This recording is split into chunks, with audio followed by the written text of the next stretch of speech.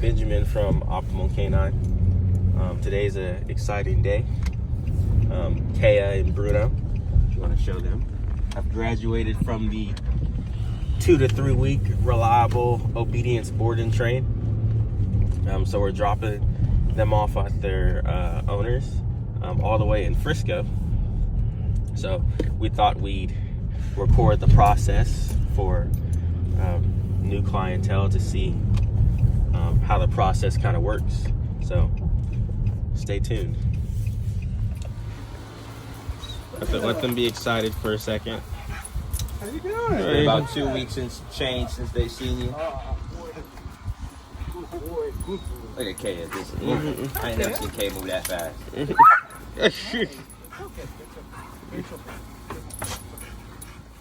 Kaya's got a pretty low working level. She's pretty sensitive. So when we're talking about our first tap in terms of when we're providing a correction for doing something, usually I'm pretty low. Okay. However, if I notice that I'm constantly having to correct, then that lets me know that I need to go up. Cool. Okay. So we're going to start her off on a line, just because this is where she used to be. She's used to not having to listen, so I'm going to start her off on a line and ask her to do the obedience. I'm going to run a whole round through, and once she does it correctly with me, we're going to transfer it over to you. You're going to hold the line, and you're going to do everything that I'm doing. The heels work it is when I turn, I want to see her move. I didn't see her move quick enough. She didn't move, but it wasn't quick enough. So anytime that I turn and she doesn't move quick enough, I'm stimming her for that. Mm-hmm. But you can tell that it's not bothering her that much because she's not vocalizing. But she is changing how she does it, so I can tell that she feels it. You see, the first turn I did wasn't that quick, but now she's right there. So I'm basing my stem on what she does. And then I like changing speeds to test the dog. So that was good too. So I'll speed up and see what she does. If she's with me, that's great. If she's not, I'll stem. I slow down. She kind of was sniffing the grass. So I want to see that she's paying attention to what I'm doing. Sit. So I don't really correct her for that. That's kind of her as a dog. Sit. So she got a stem for that too. So, because she knows sit and she just decided to lay down. Yeah. So I'm not stemming her to where she's screaming, where she's vocalizing. But if I continue to have to correct, then I will go up. So say I do this thing again and I ask her to sit, she downs again. Okay, then I'm going up. Because you made the mistake the first time, I need you to know that I'm serious about it. Yeah. Sits and stays aren't implied. So I step away. I expect her to not move.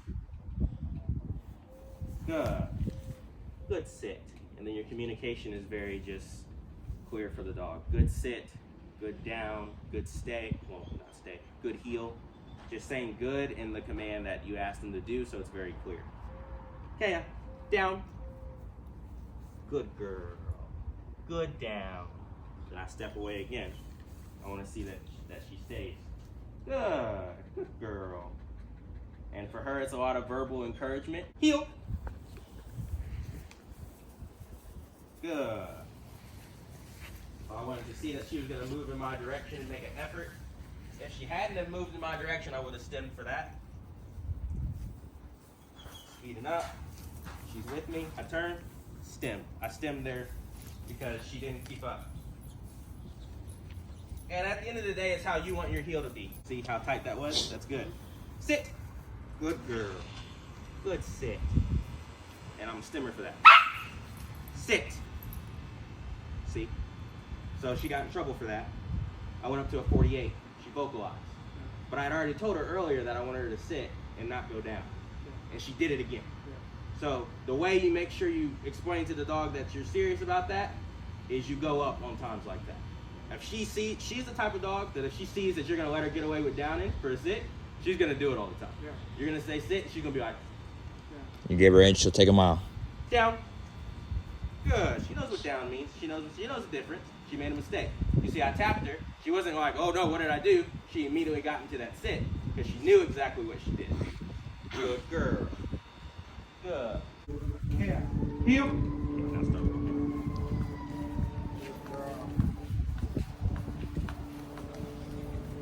And I want you to stop right quick. Go to sit. Sit. Go to sit. Good sit. Okay. So I want you to adjust kind of your setup. Maybe hold it in this hand so you can have an easy hold on that. Got it. And then I want you to make sure that you're not using your leash to pull her. Got it. So keep your arm relaxed right here. So keep very relaxed. I noticed on that turn you kind of snapped your leash, and I want you to turn and make sure she's paying attention. But I also want you to make sure you're not using your leash to get her to go. So I want you to kind of do your turns kind of deliberately and kind of you're walking and then kind of turn, because you don't have to turn snappy fast for that.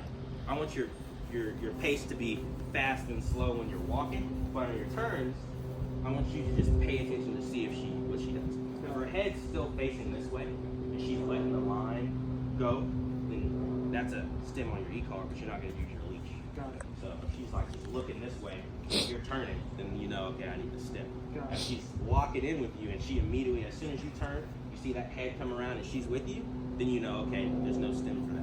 And you're on a 4.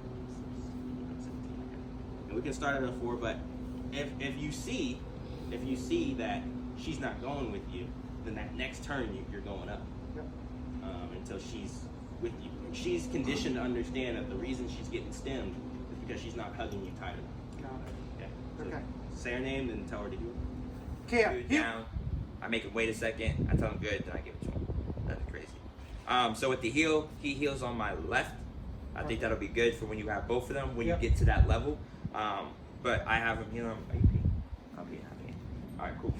And so with the heel, like I said, I use food as a motivator, but don't get me wrong, he'll still listen without it. So I usually just hold some food in my hand, and then I just say, Bruno, heel. And I'll tighten it up. Good. And then randomly, I'll just give it to him while I eat. And I'll tap him and pick it up after he eats it.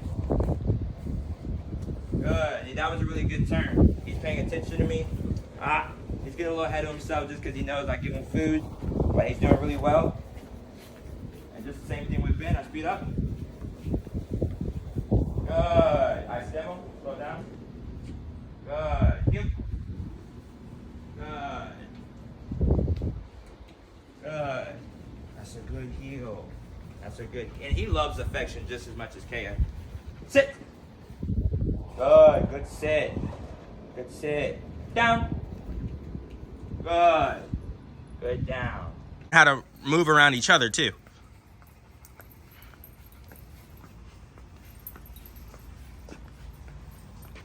And they're not doing too bad. No. I was just, like I said, and that's the thing where it gets tricky because you gotta, when you're doing both, it gets tricky because you gotta be able to switch to Bruno out of correction level because he's dragging, but you don't want to hit Kaya out of level you're hitting Bruno because she's dragging, you know? So it's just something that's gonna take time. It's practice for you and the dogs.